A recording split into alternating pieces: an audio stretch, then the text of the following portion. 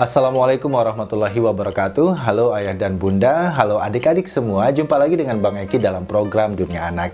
Di program Dunia Anak kali ini Bang Eki ditemani oleh seorang psikolog dari Lembaga Bakti Bunda. Dan kita akan cerita-cerita bagaimana sih sebenarnya pendampingan tumbuh kembang anak di masa pandemi COVID-19. Tetaplah di Dunia Anak.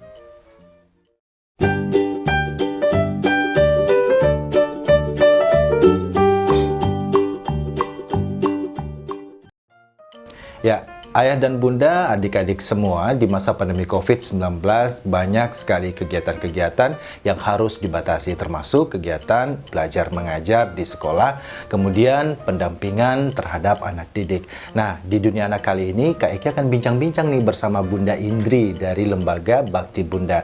Kita akan cerita tentang bagaimana pendampingan tumbuh kembang anak di masa pandemi COVID-19. Dan Kak Eki akan menyapa Bunda dulu. Halo Bunda, Halo, apa kabar? Selamat pagi Bang Eki. Kita berjumpa lagi. Ya, Untuk kesekian udah lama kali. ya nggak Iya, ketemu ya Bunda. Ini gimana aktivitas di masa pandemi COVID-19, terutama sekali ini buat pendampingan nih bagi adik-adik untuk masa kembang anaknya.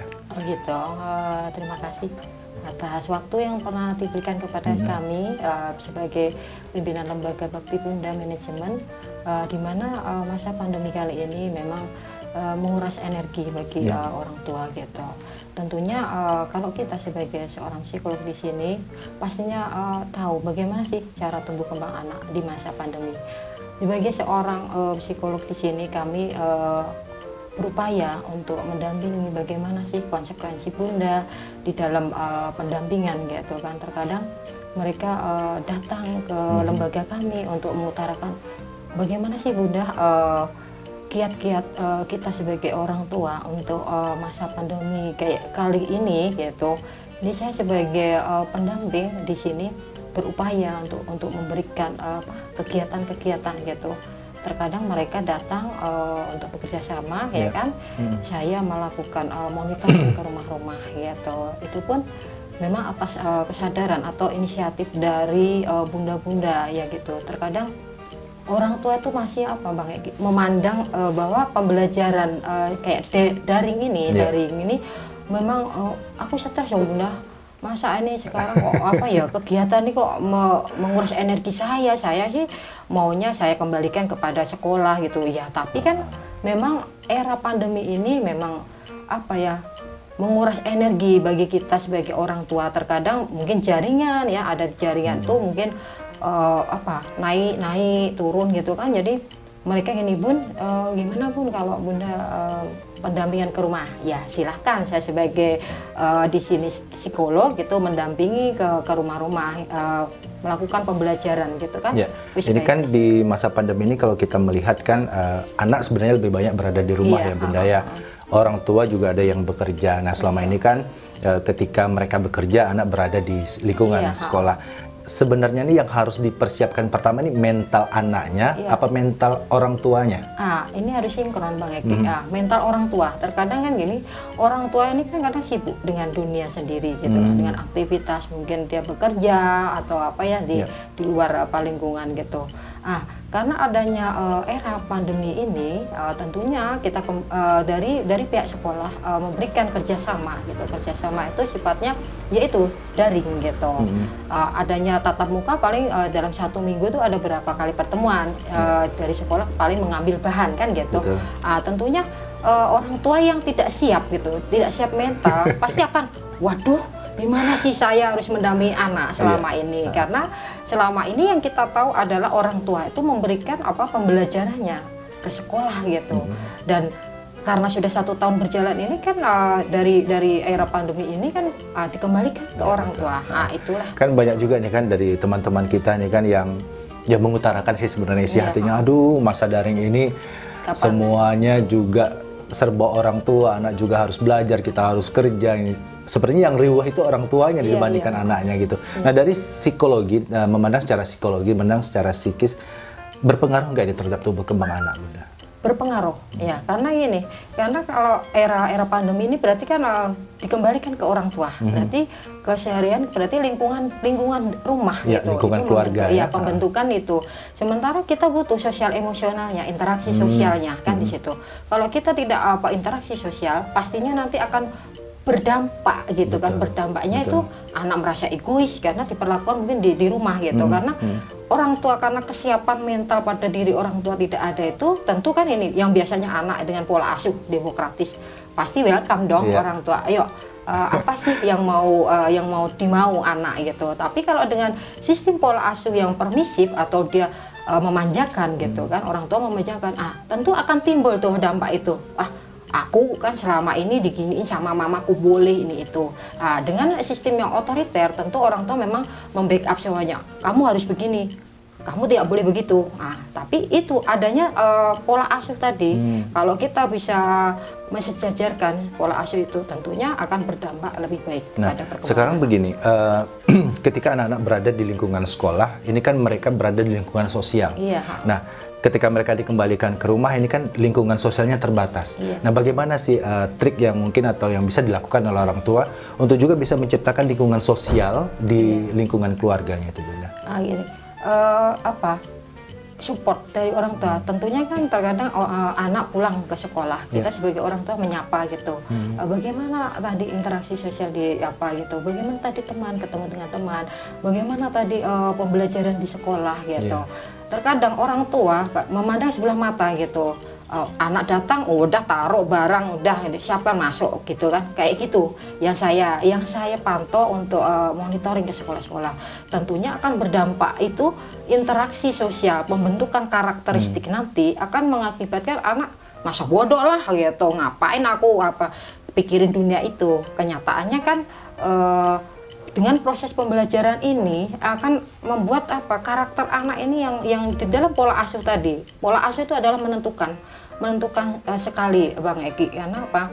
Dengan pola asuh kita akan menginteraksikan anak ke sosial, ya itu jauh lebih bagus. Jadi dari dalam rumah itu pembentukannya dari situ, keluarga dulu.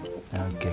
Nah, baik sahabat Dunia Anak, kita masih akan berbincang-bincang nih mengenai tumbuh kembang anak di masa pandemi COVID-19. Bagaimana pendampingan yang akan dilakukan oleh orang tua. Tetaplah di Dunia Anak.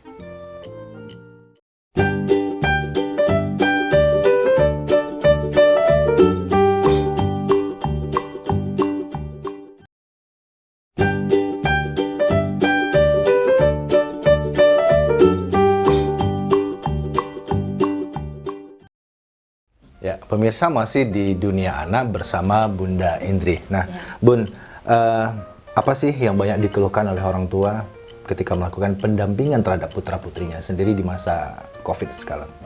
Gini, pendampingan yang perlu dilakukan orang tua adalah memotivasi. Karena dengan motivasi berarti minat atau kemauan dari anak tersendiri itu akan melakukan proses pembelajaran dengan baik. Terkadang anak ini kadang gini, Bang, merasa dia tidak berada di lingkungan sekolah, dia pasti gini, udahlah, kan pembelajaran itu di rumah tuh. Karena tidak adanya motivasi, anak itu malas-malasan. Mungkin yang biasanya kita bangun pagi ya kan, datang ke sekolah gitu, ketemu dengan guru, dengan teman-teman sebaya gitu, itu kan mengakibatkan apa? Dampaknya ke anak, aku malas lah, karena ini kan hari ini kan tidak adanya pendampingan gitu ke sekolah atau pertemuan-pertemuan yang dilakukan orang tua itu adalah proses pembelajaran itu biar sinkron atau berintegrasi itu orang tua yang akan memotivasi anak. Kalaupun anak itu terkadang kembali lagi ada yang ogah-ogahan, seperti yang terjadi anak saya yang sudah besar aja gitu, mah kan hari ini saya nggak belajar, proses daring, enak saya bangun siang aja, terkadang gitu. Berangkat dari motivasi atau minat dari anak itu, ya kembali lagi kontrol dari orang tua, bagaimana sih mengupayakan dari proses pembelajaran itu membuat nyaman gitu pada diri anak gitu. Nah, kemudian begini, ketika permasalahan yang dihadapi oleh orang tua, masalah waktu nih. Masalah waktu yang sebelumnya anak-anak dari jam 7 sampai jam 12 atau jam 1 siang berada di lingkungan sekolah. Kemudian hari-hari ini mereka lebih banyak di rumah. ada perubahan pola asuh nih dari Iya. orang tua. Nah ini bagaimana mengatasi hal ini Bunda?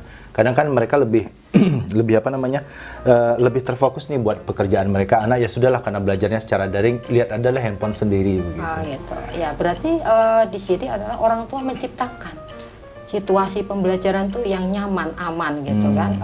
Kalau saya sebagai orang tua pendampingan anak, kalanya gitu, Dek, ini mata pelajarannya apa gitu. Kita harus selalu bertanya. Terus ada nggak PR atau dikerjakan gitu, tugas-tugas yang lain bagaimana gitu. Jangan nanti sampai guru berinteraksi dengan kita sebagai orang tua itu kok anak ibu tidak mengerjakan tugasnya gitu, sementara kita sebagai orang tua kan sudah menjadi beban dan tanggung jawab kita di rumah gitu. Itulah yang akan kita sampaikan. Kalau saya dari segi psikolog kita akan memberikan pendampingan ke sekolah-sekolah kita. Nah, kemudian gini Bunda, banyak juga yang dikeluhkan oleh orang tua di masa pandemi COVID-19 ini ketika mereka harus mendampingi anak-anaknya belajar. Yang belajar saat ini adalah orang tuanya nih, bukan anak-anaknya. Ini gimana nih?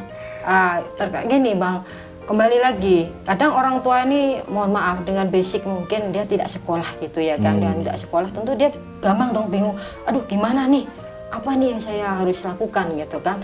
Kembali lagi mereka akan menghubungi lembaga atau seperti saya punya itu instansi pendidikan tuh dengan proses apa, memberikan les gitu, dia mohon bantuan les gitu. Oke lah, selama ini memang saya membuka karena apa, untuk memudahkan interaksi orang tua dengan anak gitu kan.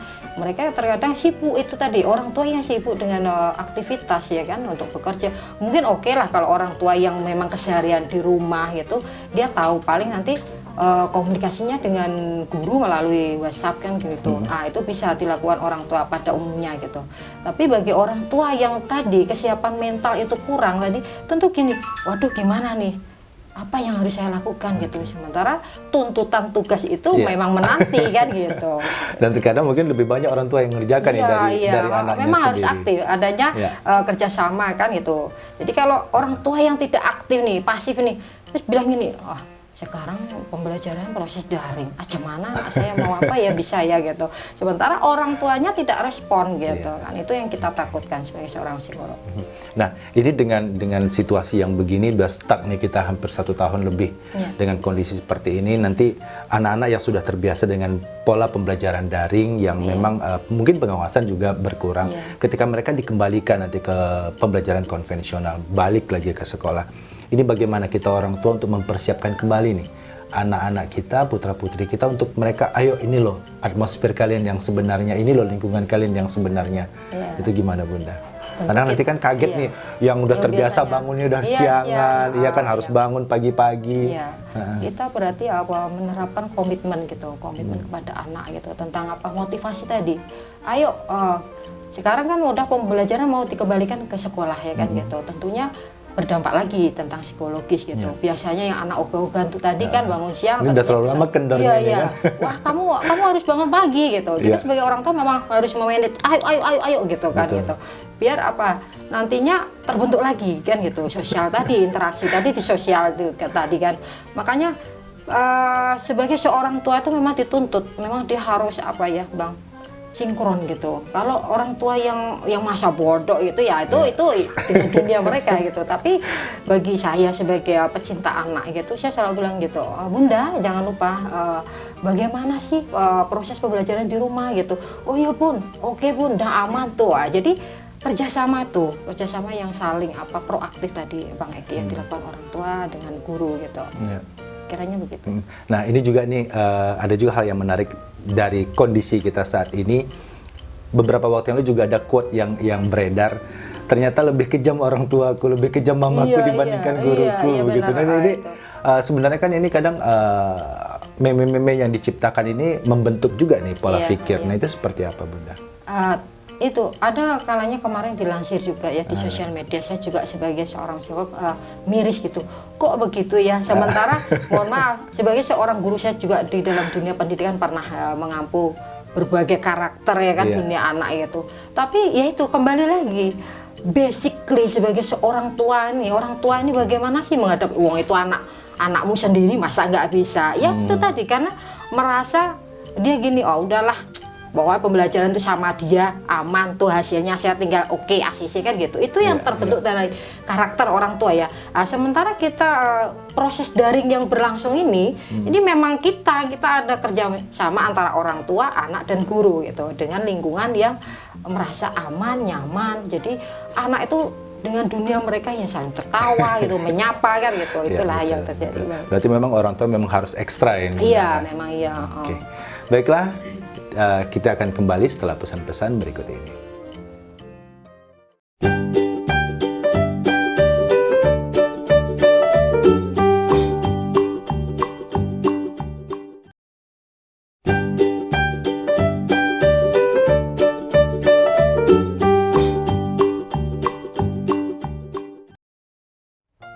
Ayah dan Bunda, adik-adik semua masih di program Dunia Anak bersama Bunda Indri. Nah Bun, kita berharap pandemi ini juga akan segera berakhir. Aktivitas anak-anak kita juga kembali normal gitu. Nah, untuk mempersiapkan masa transisi ini, apa yang harus dilakukan oleh orang tua, kemudian sebagai anak juga mereka juga harus memahami kondisi ini. Ini bagaimana untuk menciptakan atmosfer yang memang positif bagi tumbuh kembang anak itu sendiri? Adanya kesiapan mental antara anak, orang tua dan instansi yang nantinya terkait gitu. Karena bagaimanapun simbiosis mutualisme yang terjadi dalam era pandemi ini harus saling sinkron gitu. Kalau adanya cuma satu pihak, berarti kita akan berjalan timpang tindih kan gitu. Makanya sebagai orang tua di sini menjadi pembentukan karakternya ini memang harus siap mental gitu. Mental dengan pengembalian di masa transisi itu anak akan kembali ke aktivitas dunia sekolah. Yang mungkin dari kesiapan tadi pola asuh dari orang tua, makanya akan menciptakan suasana itu dengan dunia yang asik bagi anak yaitu. Kalau anak terbawa dengan mungkin emosional yang biasanya dengan karakternya dia mungkin egois di rumah atau dimanjakan dengan pola asuh yang berbeda, tergantung sistem pola asuh tadi. Makanya sebagai orang tua di sini kami selaku psikolog akan menekankan pola asuh adalah menjadi pola dasar istilah dalam pembentukan karakter anak gitu. Nah, kemudian di akhir dari bincang-bincang kita ini Bunda, apa nih yang mau disampaikan buat orang tua di luar sana, juga buat anak-anak kita di luar sana? Ini loh harusnya kita sebagai orang tua membentuk karakter putra-putri kita, dan ini loh kita sebagai anak harus menjadi sesuatu bagi orang tua kita. Oh gitu, oke. Kita sebagai anak gitu kan, anak berarti kita mampu memberikan apa hasil-hasil yang nantinya membuahkan hasil bagi ayah bundanya gitu. Dengan era pandemi ini mungkin udah 1 tahun berjalan ini kan menciptakan situasi yang polanya tergantung dari orang tua tadi pola asuhnya. Kalaupun anak terbantu dengan pola asuh demokratis, dia akan memberikan apa sinergi sama temannya, oh gini dengan dia apa tulus dengan temannya. Tapi dengan yang sifat yang pola asuh otoriter tadi, ya akan membentuk dengan pola asuh dengan dia egois gitu dan permisif pola asuh tadi ya dia memang manja-manja ingin menang sendiri ya itu yang akan terjadi. Makanya jangan kita sebagai anak menciptakan situasi di lingkungan sekolah itu yang nyaman, aman gitu dengan proses pendampingan orang tua di rumah. Ya, ayah dan bunda, bagaimanapun tumbuh kembang anak ini menjadi tanggung jawab kita bersama. Bukan hanya menjadi beban bagi anak, bukan hanya menjadi beban bagi orang tua, tapi ini merupakan satu kesatuan yang holistik atau menyeluruh. Saya Kina Femirata, atas nama seluruh kerabat kerja yang bertugas, mengucapkan terima kasih atas kebersamaan Anda. Terima kasih juga buat Bunda Indi untuk waktunya bersama kami di program Dunia Anak. Billahi taufiq wal hidayah. Wassalamualaikum warahmatullahi wabarakatuh.